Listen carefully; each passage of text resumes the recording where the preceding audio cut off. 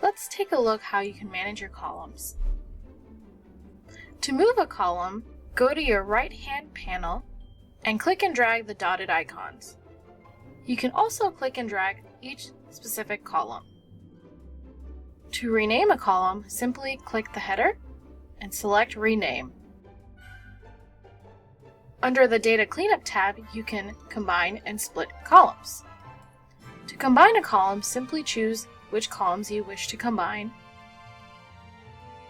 and if you would like a separator between them. Then insert your new column name.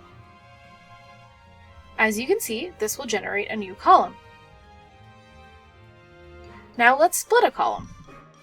Simply go back to the Data Cleanup tab and select Split Column.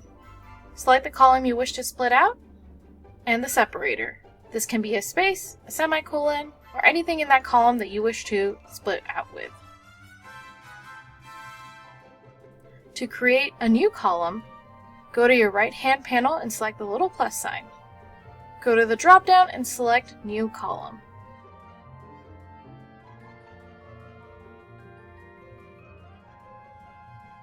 And there you have it. There are some tools to help you manage your columns.